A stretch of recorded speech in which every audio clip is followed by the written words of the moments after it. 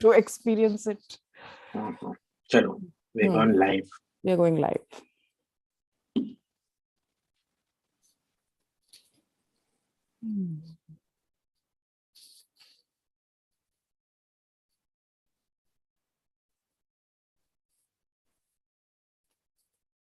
Okay, let me just share this. AIM, please share it.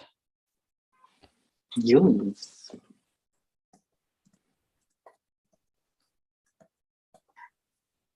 Tweets karo, tweets. मैं share करते. I tweeted. You tweeted? Yes, sir.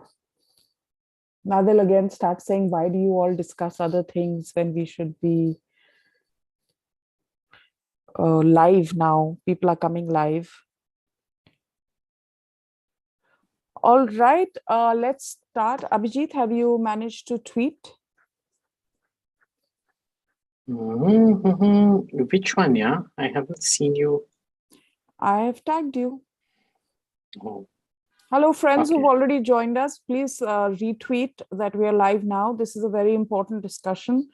And since you know that the mainstream media is not covering it in the way that it should be covered, as they would have had it been a Muslim child or a Christian child or a child of any other faith, please make sure that you get the word out there that we are discussing this, and we need to really get down to what happened in Tamil Nadu. And I'm here, of course, joined by AIM, who has been tracking this very closely and has been speaking vociferously about this particular issue. Abhijit, how did you find out about what happened with Lavanya? I started getting WhatsApp messages about this. Okay. And I was like trying to find out, even people I knew in Tamil Nadu, the VHP walas that I knew, they were confirming it. I wanted some more information. They weren't able to give me the full information and things like that. Finally, it all started trickling out in public. Okay. So this entire thing comes about only after, and the VHP guys I was talking to were telling me that they'd been trying to help the family for a while now. Oh, okay. Okay. Which the VHP in Tamil Nadu actually does. You know, the VHP and the RSS are extremely good. Unlike the BJP, these guys actually have been trying for a while. Nobody was listening to them. Nobody in the central leadership was even willing to, you know, accept it or whatever. Even the local BJP was just ignoring it. They were like, yeah, whatever. What's the publicity to be gained and all of this? Now the local BJP, let me show you a response that I've just gotten. No, for once I feel this should be left with Annamalai and the state BJP leaders. They need this to be done on their own. This isn't about bloody Annamalai and the BJP. This is about Lavanya. So Annamalai and the BJP can go screw themselves. Okay. If this is the kind of trash that Annamalai needs to grow his career, thank you very much. I don't want one more.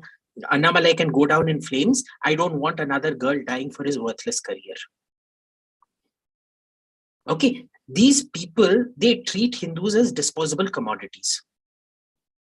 Nobody, when the VHP was trying, nobody came and tried to help them with this girl. After she died, she's an asset. Yeah.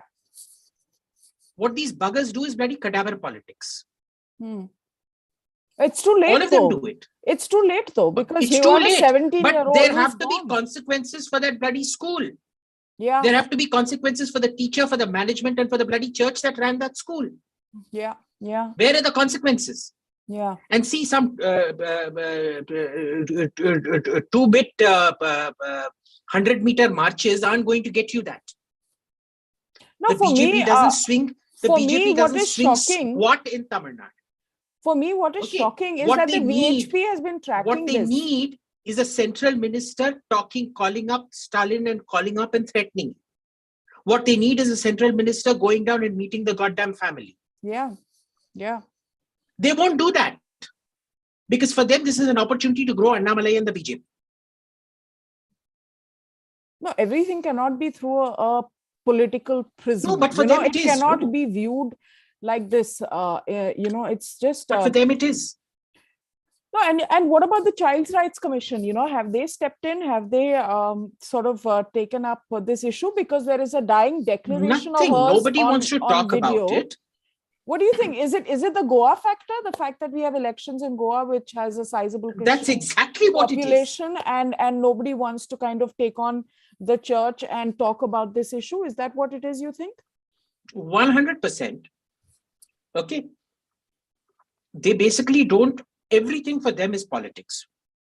People can die, but the BJP must not lose seats.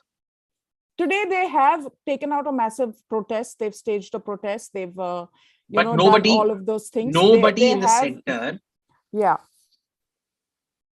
Nobody in the center is talking about it, looking at it, anything. Whatever they're doing is to raise the profile of the local BJP. It has nothing to do with actually getting justice for this girl. If it were, and I know what would have been done so far. No, and the person who shot that video, it's being said that he is being harassed and by the local police, and they were trying to shut him up and basically saying that, hand over the video. He's being harassed by the local police. God knows if his phone has been seized or whatnot. The Tanjavur police commissioner, the SP of Tanjavur, that lady was going around threatening people, saying, if you broadcast that video, we'll arrest you under child rights. Can you believe that? This child is rights incredible. No, is not giving justice to a girl who committed suicide. Exactly. This has happened with me. This is the Kannur piece of trash who's the SP of Tanjavur district. Yeah. She calls herself a woman. No, child rights. I have seen king cobras. I have seen king cobras born of venom sacs that are more female than this woman is. Anyway, I mean, I don't want to get into personal attacks, but no, it is. It is personal. This woman is harassing people trying to hide a crime. No, but I think they can't do that anymore, at least to a certain extent. Succeed. They can't. They'll succeed. I remember there was Times of India did an article on this incident, and nowhere did they mention conversion. They made it sound like it was some sort of bullying that was going on in school, and Look, and this. You know what the Jain brothers do. Okay, they run everything to balance it. On one hand, they'll have Sagarika, who makes the most obnoxious claims in private about Narendra Modi. In public, she's somewhat more this thing. On the other hand, they'll have Times Now.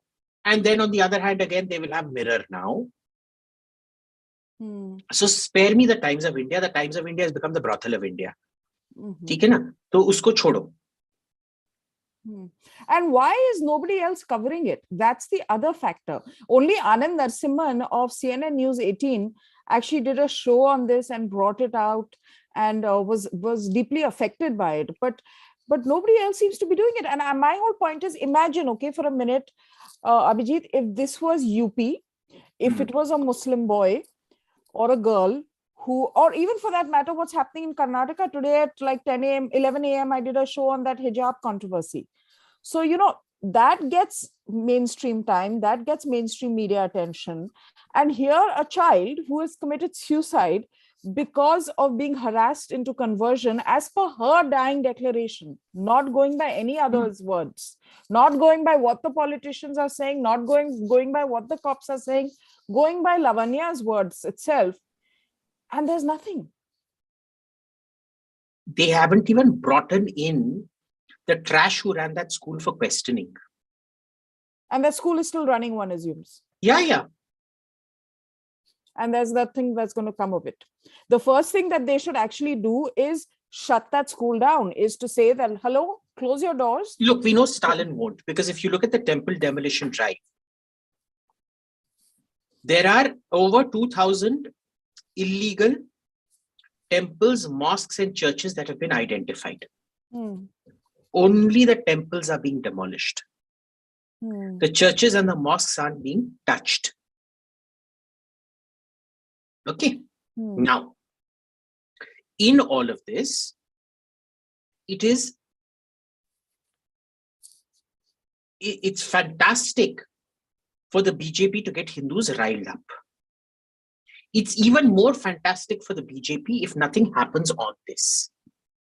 Because if something happens on this, that's the end of story. They can't keep breaking it up.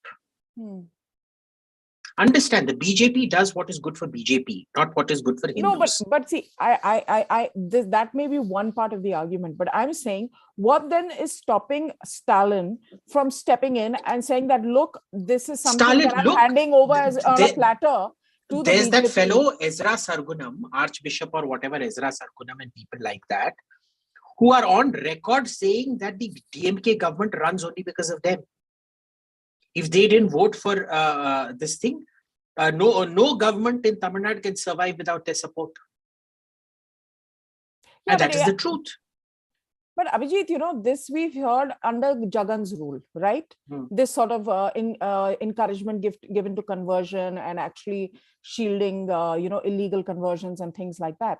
This has not come to the forefront when it comes to Tamil Nadu. So if you could explain to us what exactly is going on in Tamil Nadu when it comes to this illegal conversions, to coercive conversions. So I can tell you what I've seen. The slum behind me and the slum near my farm have been completely converted. And how was it done? It was done slowly, through social boycotts, through economic boycotts, through land grabbing and seizing and things like that. Okay.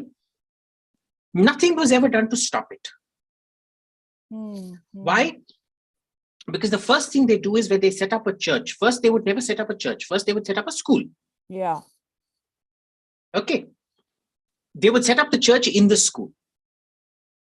All on illegal land, by the way. They would almost never acquire the land properly. If you came after it, they would claim you're trying to demolish a school.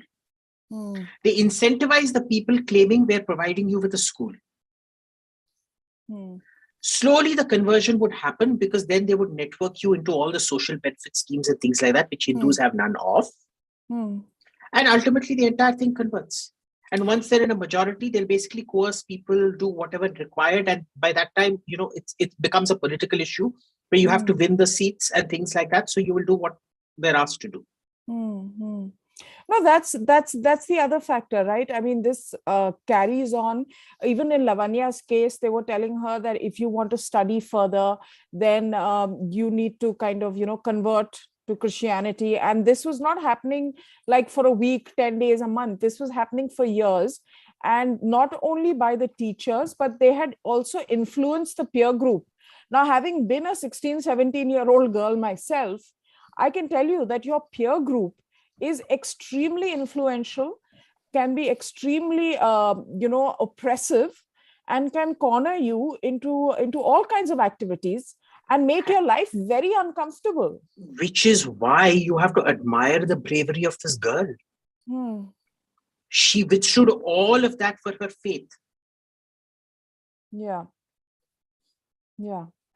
But they've turned her into a plastic wrapper to be thrown into the basket. So between the DMK and the BJP on this, there's really no difference. Politics first. Hindu lives do not matter. Let's be clear about it. Be it the Hindus who got their hands chopped off and killed in Punjab, or be it Lavanya, Hindu lives do not matter. And the frauds going around claiming that they are Hindu parties are the biggest bloody hypocrites. सबसे बड़े ढोंगी वही है. तो अभी आगे क्या होगा? अब कुछ नहीं होगा. अगर ये समस्या खत्म हो जाता है, तो अन्नामलाई का करियर का क्या होगा? कुछ नहीं ना. तो स्टालिन के इंटरेस्ट में है कि वो कुछ भी ना करे, क्योंकि अगर वो करेगा, चर्च वोट उनके खिलाफ जाएगा. और अन्नामलाई के भी इंटरेस्ट में भी है कि कुछ ना हो, नहीं तो फिर वो रोज ये फालतू के जुलूस नहीं निकाल पाएगा. तो understand, it is mutual benefit between Stalin and Annamalai. I don't know what to say. And the really moving on to like the media, the media has just the media has come back. Let's forget about the media. No, but even the media that kind of, is accused of being, partial to the government and this and that, has not picked this up. Today Of course they we won't. know what happened to Junaid, even today. But Lavanya, I can guarantee to you, will be forgotten. And what has happened to her I'm telling you, was the only thing that will sustained. understand, Lavanya is not getting justice. Read my lips, save this video clip. Lavanya is not getting justice. Also, read my lips. BJP and Annamalai are getting political mileage. The only reason people will talk about Lavanya is to push Annamalai and the BJP's career. Nobody gives a shit about what happened to Lavanya. I don't know what the agenda is. I know that today they did get very active on the ground and did all of their, the march and everything. And they did raise the profile to the extent that mainstream media started covering it at least, because they were not at all covering. इसमें देखो, ये तमाशे होते हैं. When I was in jail also, lots of people did a signature campaign. Yeah. Ultimately, it was all the backroom dealing that got me released, not the signature campaigns. Correct, I'm sure. Okay, so everybody knows that these jaluses and things like that don't get anything done. Rahul Gandhi and Priyanka Vadra don't call on every victim, so-called victim of the BJP or whatever, because they care about the victim. Alwar, no one has gone. The siblings have not gone to Alwar like they went to Hathras. Yeah. Kuch nahi hoga. Yeah. They are going there to increase their own profile and stature. And to pick, the victims are picked very judiciously, politically judiciously. Absolutely. Who is going to deliver at what level, what caste, what community. और किसके mummy को ticket देना है नहीं देना है, और वो भी किस कम्युनिटी के हैं. Now just imagine if the Congress had picked up the Lavanya issue, right? Just out of a sense of outrage. If they had picked up the Lavanya issue, they would have lost the one state that actually votes for them, Kerala. No, but I cannot imagine why rational thinking people, even if they are co-religionists, would accept or encourage or endorse this kind of harassment of a child.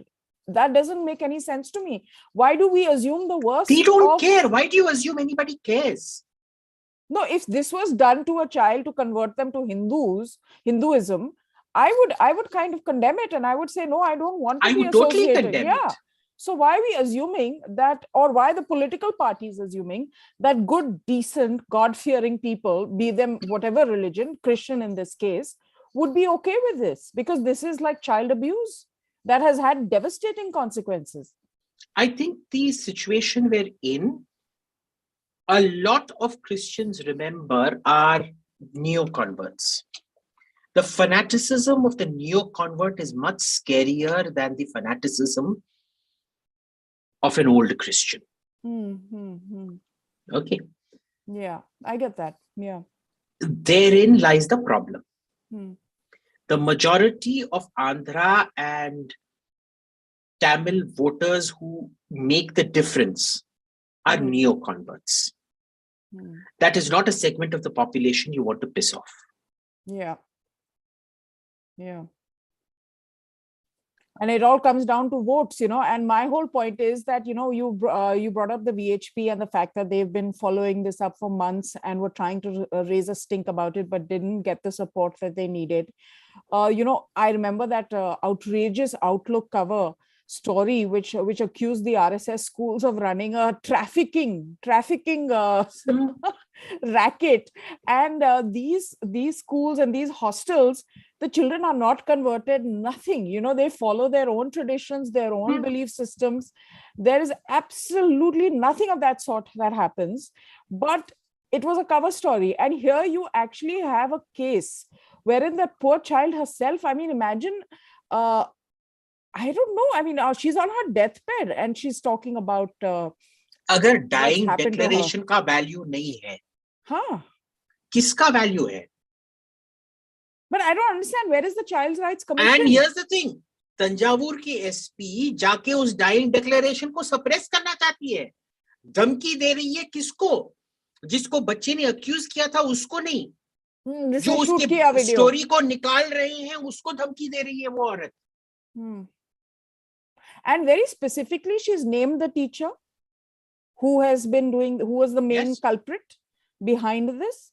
And now the spin on social media has already started. You know what? Some handles are saying that this was some stepmother who the girl didn't get along with, and as a result of that, this happened. But hello, the child is on a recording. You know, had this just been an allegation where the girl had lived, you can still cast aspersions on it. Yeah. This girl died. She wasn't doing this for any financial gain or anything like that. Madhu Sharma is asking Abhijit, she's saying, is there no value of dying declaration? Then nothing is of value. Yeah, nothing is of value. Let's be clear. Hashtag Hindu lives don't matter. Full stop. You're just a vote giving unit. That's it. And something that is so in your face, you know, that's what gets me so riled up about this particular case, is that this poor child on her deathbed is telling you what's happened to her. It's so in your face. And yet, there's the spin that's going on. There's this omitting of details. There's harassment of the person who recorded that video.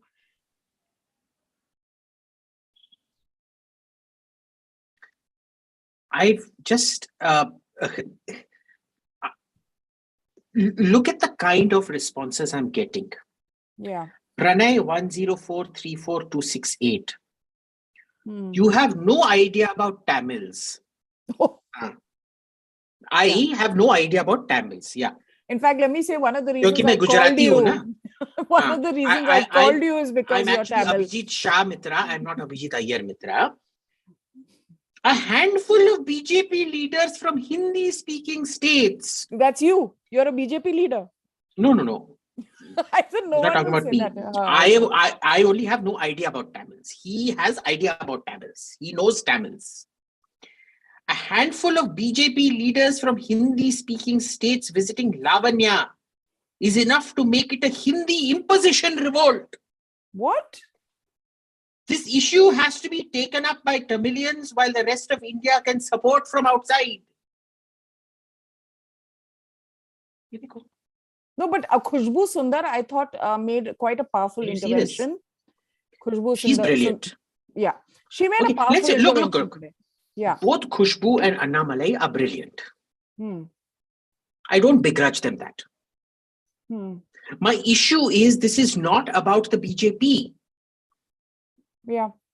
This is about there is getting justice for Lavanya and there is getting votes for BJP. If you get votes by getting justice for Lavanya, I have no issues with vote mongering.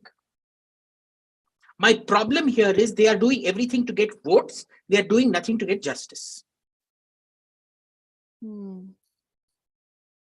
Because we all know exactly how justice is going to proceed out here. It'll be buried. It'll be buried. Forgotten. They'll say, I'm telling you right now what's going to come out. They're probably preparing the grounds for some Christian psychologist to say she was mentally disturbed and she was in a severe state of mental trauma. This can't be laid at the teacher's doorstep. Now, in fact, one of the articles I read, you know, and maybe that's a style guide or whatever, because it's an article on death by suicide. I mean, that's what happened here. But they say, you know, if you know or know anybody, if you or you know someone feeling suicidal, blah, blah, blah, blah, blah. And one of the inserts, the recommended articles, which was a video, was about some other, like some Hindutva story, about violent Hindutva. So even when covering something like this, the media has takes such a weird stance. Anything that happens with a Hindu, they will create some kind of equivalence saying, but Hindus are much more violent.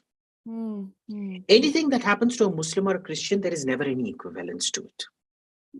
I mean, moving on, where we actually saw this even happen earlier this week, wherein we had that situation with Yemen and Saudi, and the journalist Rana Ayyub used some very harsh terms for the Saudis.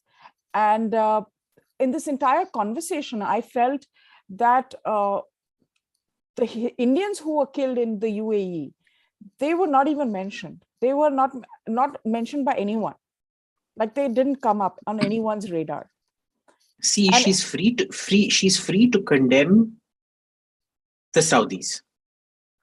Yeah, she does so exactly after they have killed Indians.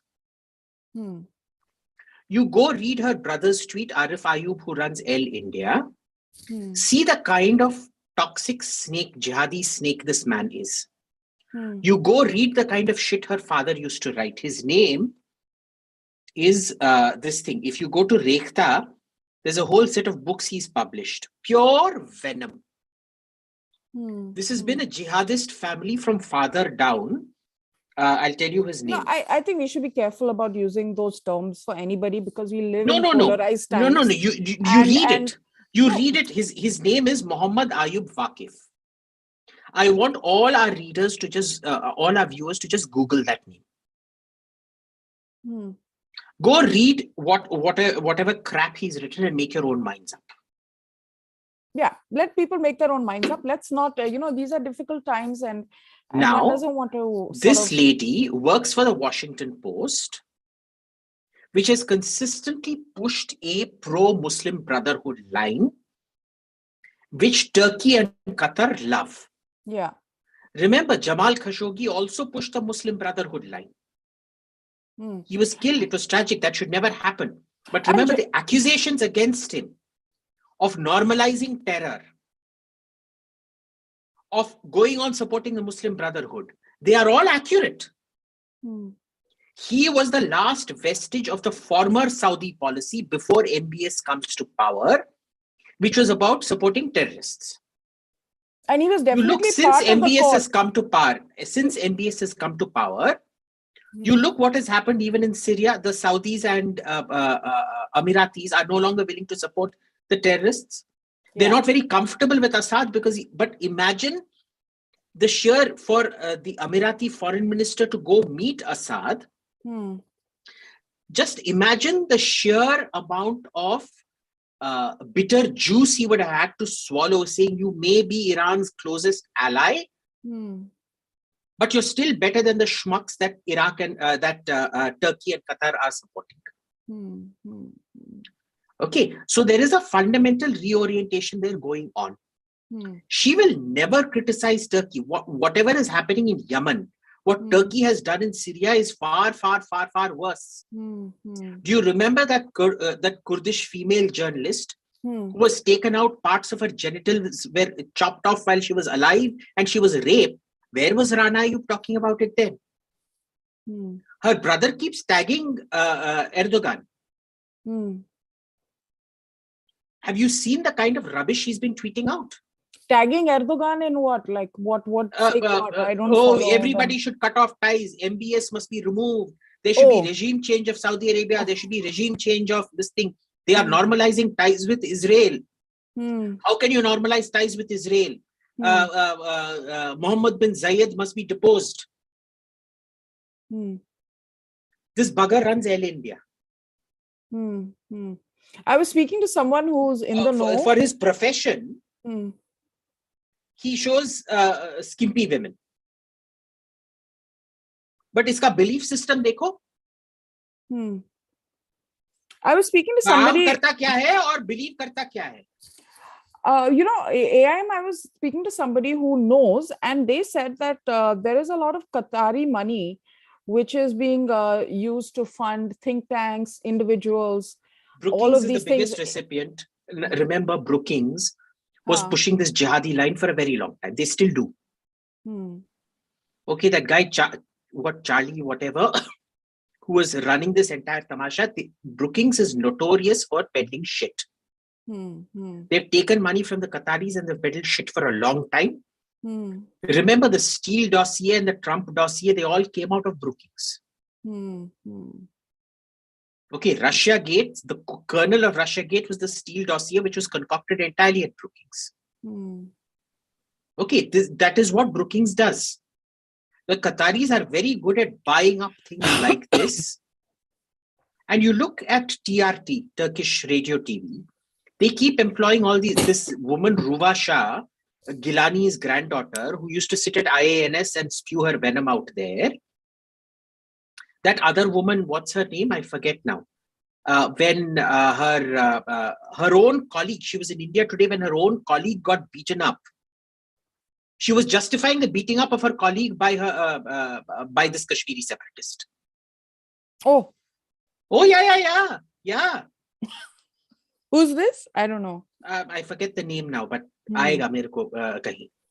So all of these people have all gone off to this one. And mind you, Ruva Shah, for all that Islamic whatever, was in a live-in relationship with somebody here. Now leave it, na. Don't talk about people's No. This is important. Life. You can't pretend to be religious. You cannot pretend to be religious and then run a magazine showing skimpy women. You can't claim to be following Islamic whatever and then be in a live-in relationship. But those are the norms of society and culture now. And a lot of people have... No, those may be the norms of culture and society. But you are opposing it, saying that you're a Muslim. Then don't oppose it, na? Well, then there has to be that gray space, no, where people are able to follow their faith as well as live with the times and make choices that are relevant to the times. Yeah, but then don't tell everybody else to not live that way, na? Yeah, I get that. That's fine. Yeah, you can't kind of dictate other people's conduct and morality by certain rules if you're not following it yourself. I mean, that is hypocritical, no doubt. But yeah, and I think the Saudis have really come out strong about this, as have the Emiratis. You know, the Emiratis, okay, even at the Saudis, you can point fingers on this and that and the other, but the Emiratis have been are good citizens of the world. You know, they don't mess around. They don't kind of get into skirmishes and issues. They don't create trouble. Okay, they don't rock the boat. They don't go around supporting terror. It was used to be Saudi Arabia that did it. Now Saudi Arabia has just cracked down on all that shit because they realized it was a counterproductive policy. Initially, they used to support it as a way of getting rid of all the loonies in Saudi Arabia. And then they realized that all those loonies were reproducing snakes all over the world who were coming back to Saudi Arabia. So it was done out of self-preservation. भाई देखो तुम सब पागल लोग हो, तुम बाहर जाके जिहाद करो, इधर मत करो. Yeah. Then there was a 20-30 year period of adjustment where they're thinking, भाई हम क्या करें? हमने ये सांपों को पाल रखा है, ये तो वापस घर आ रहे हैं. And then MBS came. It required MBS to reset that entire policy. He finally did what MBZ had already done in Abu Dhabi and Dubai. Who's his mentor, by the way? A lot of people don't know this, but MBZ is MBS's has been a mentor. Yeah. Yeah. No, and I think you know there is I have a Saudi friend who's very into yoga and Ayurveda and all of that. So she travels to Kerala quite often.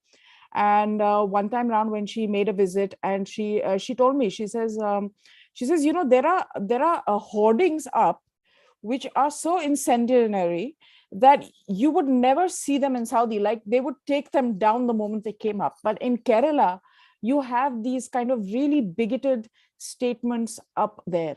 So even the Saudis are, you know, she was surprised.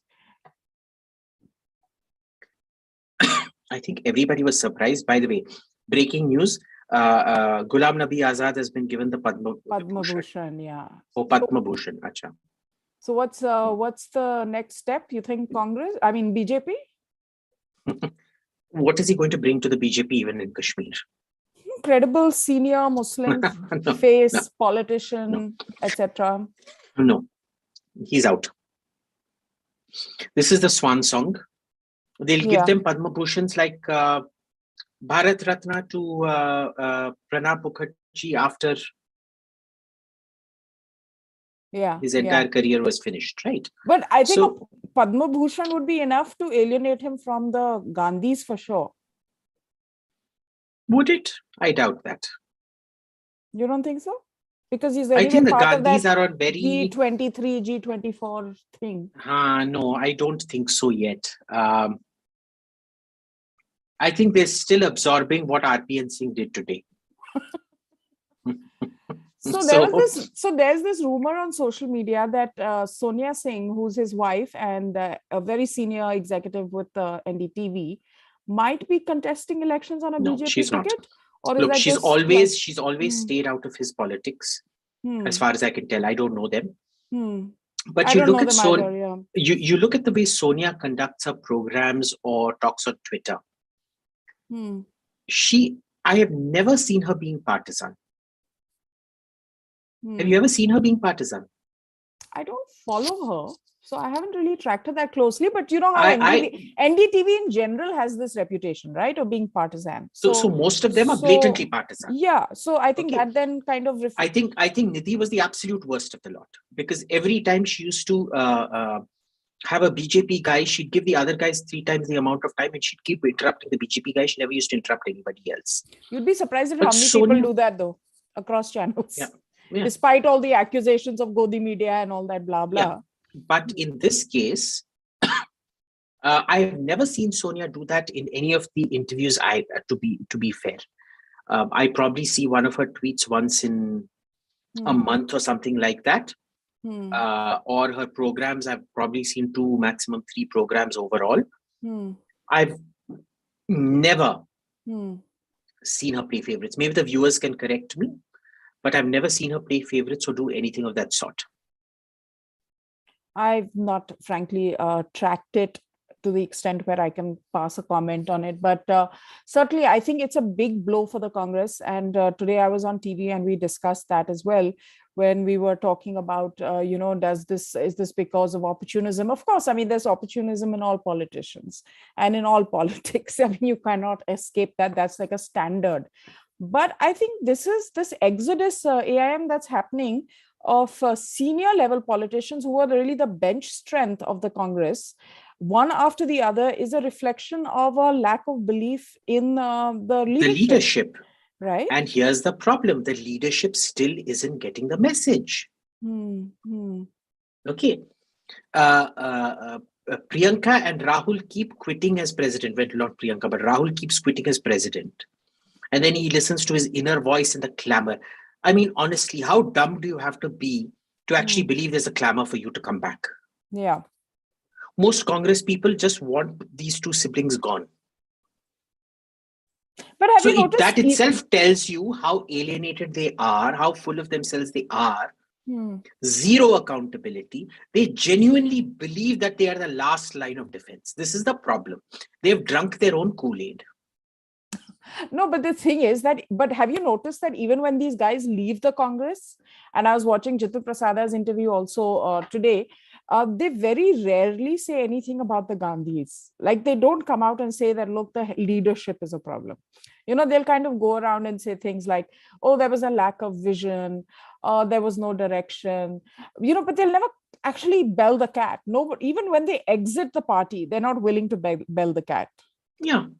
They just are not, because they know exactly how vindictive the Gandhis can be.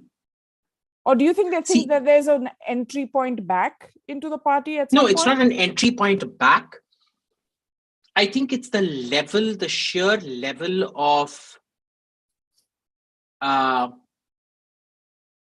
compromised policy making that the party indulged in that if they cross a certain line, that they will be attacked and certain inconvenient papers or whatever will be put out in public.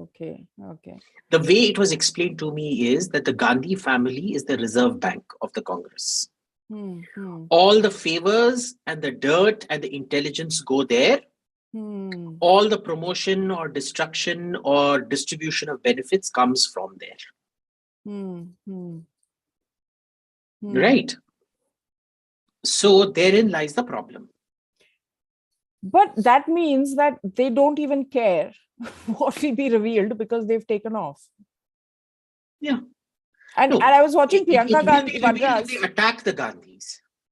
I was watching Priyanka Vadra's interview with Srinivasan Jain, wherein she said, they leave for this reason, that reason. And then she said that some of them leave because the homes that they live in are taken away, which they've lived for many, many years. And it's quite clear that she's talking about Jyotiraditya Scindia, because it was his home that he had lived. I think his father also lived there. So there must be some sort of emotional connect. I can understand that, having lived in government homes myself as a view.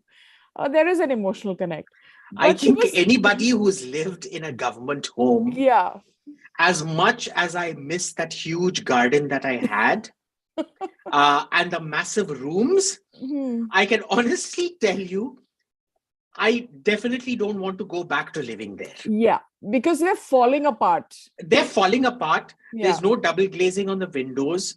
They're honestly quite hideous to continue living in. They're because like 1950s construction, basically. Right. Like and blocks. Each bathroom has its own entrance to the outside, which means in winter, they're cold as hell. Why? Because in those days, you didn't allow the Jamedar into your house to clean. The Jamedar had to use each individual door to come and clean. They're all British era, no? Right. I mean, they're literally 70, 80 years old. They're older than most people's grandfathers. But okay. But they have that location advantage, and location is everything. Location, they're quiet. There's no through traffic. They have huge gardens where you can go play in every single one of them. But I would still not go live in those houses. Now, Jyoti might have had a particular type 8 house or what category 8 house or whatever it is. Great for him. But I still don't think if she thinks that he shifted because the house was taken away, I think it really tells you the kind of mindset, post-op analysis that's being done. It tells you a lot about the level of introspection, the level of intelligence, and the level of feedback that they're getting. It's really a very pathetic reflection on the caliber of advisors and coterie she has around her. Who are the advisors in coterie? I said this on TV. I said, there's this drift in the Congress to the left as well. They were once a big tent party which had left of center, right of center, centrists, all sorts in it. And subsequently, increasingly over the decades, it became more and more a party of the family, for the family, by the family. And now increasingly, the family seems to have this infatuation, this running infatuation with leftist politics, irrespective of the consequences it's led to for... That's because, look, Sonia raised her kids as a typical Christian social democrat. What they espouse here is typical European Christian social democrat politics. I'm sure it's great for Europe. It isn't, but anyway, maybe it sells in Europe. It does not sell in India. Yeah. And I mean, aren't they seeing how it's not working out really? Who's going to tell them? Well, I mean, we're saying it. We you say it tell on TV me, also. But hamare ko kaun sunta hai? No one listens, but I mean, I would like to think some. Do you think anybody in Rahul Gandhi's circle is going to say, "Oh, Advaita Kala is on. Let's go listen to her"? Ye mota ganja homo with a squeaky voice is on her. AIM, you would be surprised. I have found that when politicians and political parties are out of power, they listen a lot more when they are in power. So there is a better chance of the Congress listening to us and what we're saying than the BJP.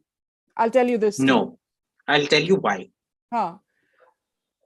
it's when they're in power that they do things to you for talking. When they're out of power, they can't do things to you for talking. So you think they listen to you more when they're in power. No, I'm saying the other way around. I'm saying when they're not in power, they listen. Not in my experience. Really? Not with the Congress, at least. Or maybe because the Congress is also going through like this crisis in confidence. And see, the problem here is there's no crisis of confidence. It's a crisis of leadership. Because the problem is, you know that if you want to get the Congress back on track, you have to go against the Gandhis. Yeah. Your chances of success there are zero. On the other hand, if you have any chance of promotion, you have to take on this ultra-rapid left line, which is the only way. You look at the kind of schmucks that Rahul and Priyanka have promoted. That speechwriter fellow, Sandeep, whatever, he used to be roaming outside the BJP office trying to get a ticket. You know that? No, I didn't. Wow. Everybody in the BJP office knows him. Oh, everybody go to the old BJP office. Not Janpat. What's it? Akbar Road. Akbar Road. Yeah. Just off Meridian. Wo Meridian ka jo goal chakkar hai. You go there, all the chaprasis and guards and everybody know him out there. I don't go to that office. So I've never gone. You should. I go to the Congress office also. I go to the SP office also. You should. You should always do primary. I never go to political party. I've told you I have friends across the board. No, I know people as well, but I don't go to political party offices. I just don't. I do. They're fantastic for getting gossip. Huh? And the best gossip to be had is not talking to the actual people inside. Talking to the people inside is the excuse for getting in. Yeah. It's the chaprasi, the bera, the security wala, that's where you get the best gossip. But every office was having its own culture also, no? So what have you experienced in the different political party offices, just out of curiosity? Like BJP, I'm assuming would be very sober, straight line, not so chatty. No, they're very chatty, but they're very boring. They're chatty, they're boring, they're irritating. The Congress is...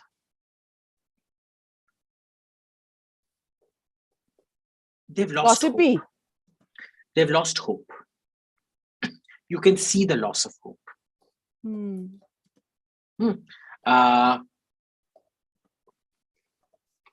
The gossipy one is the SP. SP is gossipy? Very. The best gossip. I don't know if it's real or false. But scandalous gossip you get from SP office.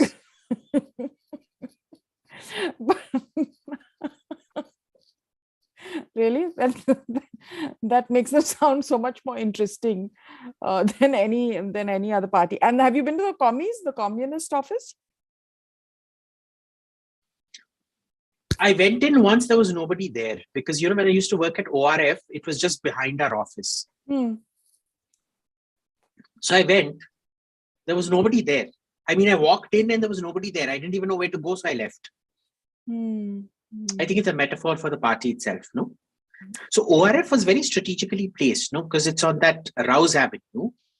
Just behind it, on the parallel road, is the Communist Party office. In front of us was the new Congress office, which is now not completed. It's been in a state of limbo for the last 5, 6, 7, 8 years now. And on the other side of the Congress office is the BJP office. So the funniest thing is the BJP office is typical of the BJP. It's badly planned, badly built, quite tasteless on the interior. You're talking about the new one. The new one. Oh, no. Okay. Very badly built. I mean, you can see bad quality flooring, not aligned, air conditioning getting broken over and over again. बहुत सस्ता contractors use किया इन लोगों ने. The quality of the finishes and things is extremely low class. It's really, it's actually done worse than a government office, which says a lot. The Congress office, on the other hand, if you manage to ever smuggle yourself in, what parts were partially finished, you can see the designing, the planning, the attention to detail was exquisite. Oh, really? Yeah. The problem is it's an empty shell. They managed to put marble in some places, but the rest of it is an empty shell. Huge office they built. Bigger than the BJP office. Opposite, the same, Deen Dayal Upadhyay Marg. Oh, really? I didn't know Congress had another office. Okay. Yeah. But it's never been built, no. Oh. They got the land to build it, then they ran out of money to build it. So it's it says a lot about the parties themselves. The BJP will keep it's full of people. It's always extremely busy, extremely low quality, air conditioning not working.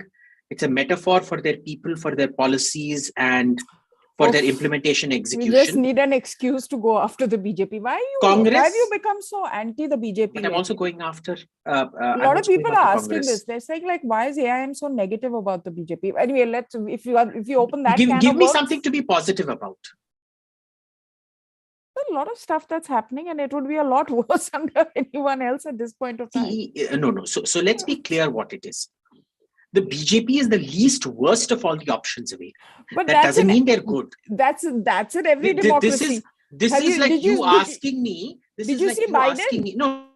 1 second. This is like you asking me, Abhijit, what would you prefer to be shat on by? A horse, a pig, or a goose? Why should I be shat on at all? By pigeon, yeah. Or pigeon, whatever.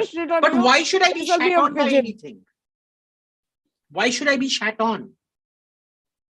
I don't want to be shat on. और तुम मेरे से पूछ रहे हो किसका टट्टी सबसे बेहतर है? अरे please, yeah, you saw Biden when he was on this thing today on that press con, and that Fox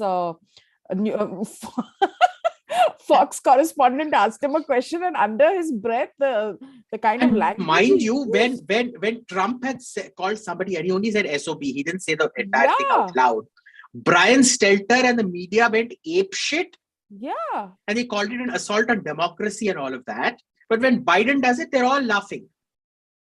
Yeah, and I loved Tucker Carlson, who did a take on this, a hot take on it. And he said, but the good news is Biden forgot that he said it. So anyway.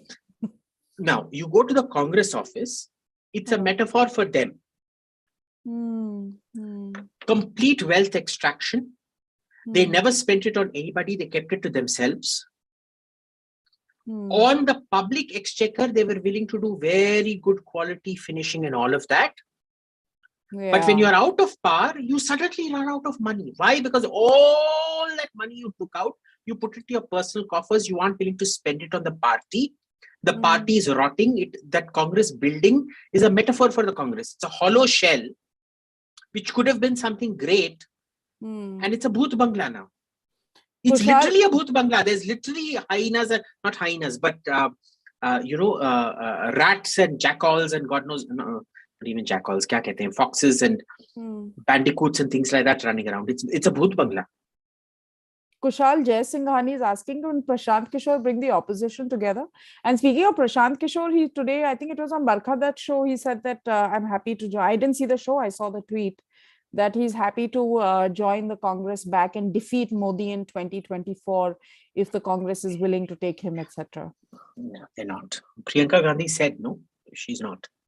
She did? I missed that. Yeah, she said it on the Rajdeep Sardesai. She said there were things that we were simply not willing to compromise on. So maybe presumably he's trying to open the conversation. I doubt that very much. I think what's happened has happened out there. There's no way back in. Mostly because these two see themselves as, God's angels on earth. They're infallible. You do whatever micromanage you want, but you can't do any macro readjustment. So that entire crazy lefty line will always continue. I mean, they've got to get off that wagon. I don't think it's going to happen because I do think that the siblings truly do appreciate that line. They do. That's what I said. They've been brought up as Christian Social Democrats. Right? So it's just one of those things where Prashant Kishor, I still don't think, look, opposition unity today is non-existent. They can't come together. In a way, the opposition is exactly how the opposition to Nehru and Indira Gandhi used to be before the emergency. It didn't matter how bad Nehru and Indira Gandhi were, they could not fight united. It took the emergency to unite them, and उसके बाद भी देखो 77 में हुआ क्या? Yeah, they disintegrated. Yeah. So as long as Modi doesn't do an emergency, nothing is going to unite them. Nothing. Yeah, you see, and Goa, if anything, I don't care what Modi does. I'm telling you, अभी 303 है, अगले election में 330 या 360 आने वाले. I'm giving you a guarantee, boss. Even if Mahavishnu's 10th avatar comes down in the Vishwarupam and tells the Indian electorate, don't vote for this man, he's getting 330 to 360. Wait and watch. I know he's. I think they're just. I mean, it would be terrible to be in politics right now. I actually have sympathies for I know for a fact. Opposition. I know for a fact I'm going to go vote for the BJP. Despite you know why 24/7 bitching. I detest the BJP these days. But the moment Rahul Gandhi opens his mouth, ठीक है, BJP तो useless duffer है, पर ये बंदा तो मेरे को मार डालेगा यार. बस इसे बचा के रखने के लिए मैं वोट करूंगा Bhajpa.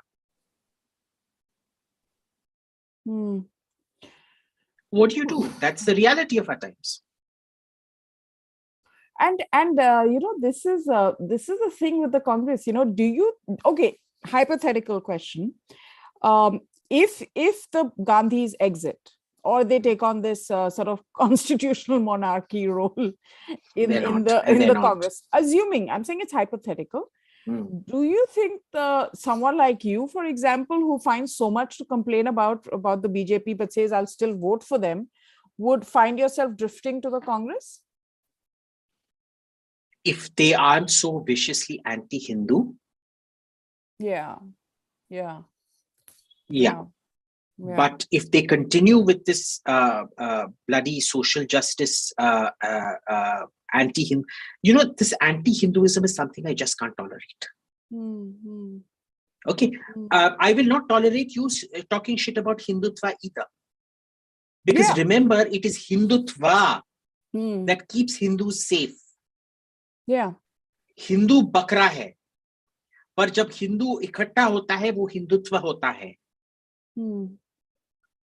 You criticize Hinduism, I don't care. You criticize Hindutva, I will bloody slap you. And this is, I mean, even if I don't. So you can do social justice in the sense you can criticize caste. But don't say that this is because of Hinduism and Hindutva. Look, it's like this. You criticize Hinduism or the political expression of Hinduism. Criticize to correct. Don't criticize to criticize. And don't criticize the political expression of that which is Hindutva.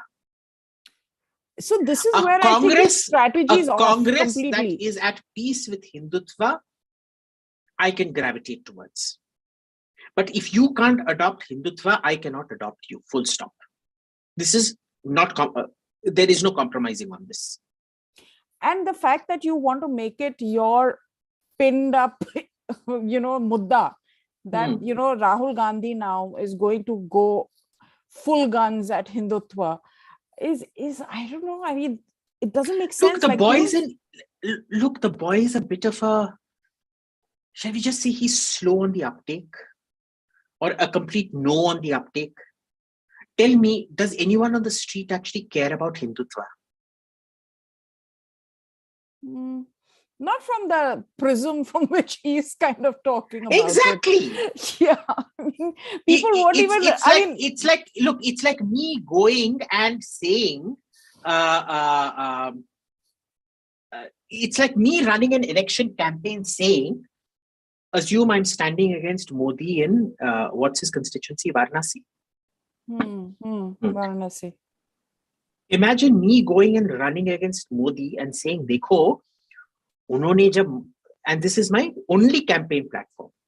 उन्होंने महामृत्युंजय जप किया और उन्होंने ये नहीं बोला यजम त्र्यंबकम यजामहे सुगंधिम पुष्टिवर्धनम, उन्होंने बोला त्र्यंबक यजामहे, उन्होंने ठीक से प्रोनाउंसिएशन नहीं किया है, ये बहुत घोर पाप है, ये इंद्र का वज्र आके उनको मारने वाला है।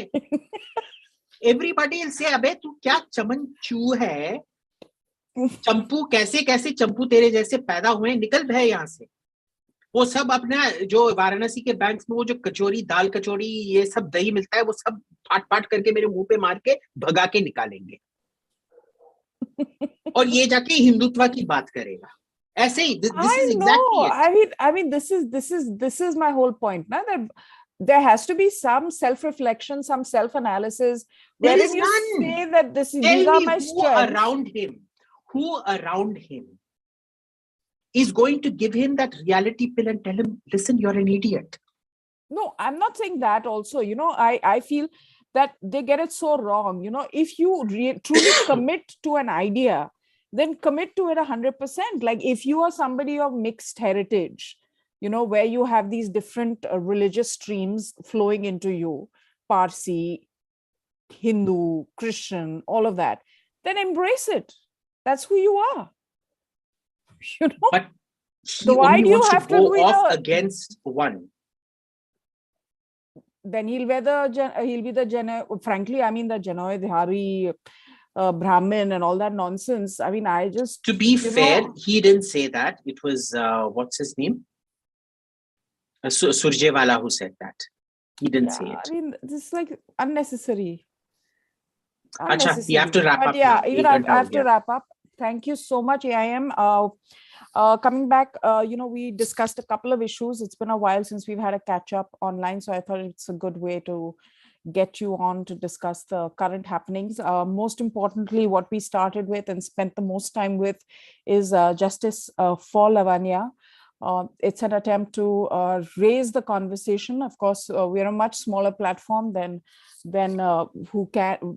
we'd like to be, because this is an issue that needs a much wider audience and a larger platform.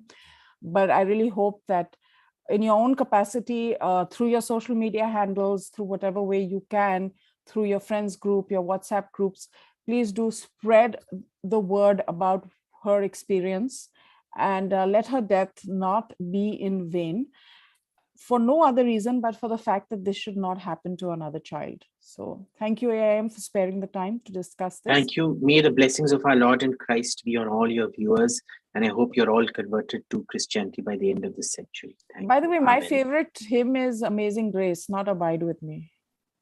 See, I don't believe in hymns. I believe in the prayer to the Holy Virgin Mary. Repeat after me. Ave Maria, gratia plena, Dominus tecum, benedicta tu in mulieribus, et benedictus fructus fructus tui, Jesus. Sancta Maria, Mater Dei, ora pro nobis peccatoribus, nunc et in hora mortis nostrae. Amen. In nomine Patris, Filii, Spiritus Sancti, absolvo te. I'm very impressed, AIM, but I usually like hymns and those sort of things more for the musical. See, music is all demon-inspired. For the music of it than any religiosity. Music is by Amazing demons. Grace is beautiful. I think Ave Maria, when sung right, is beautiful. Shocking. Not how you said it.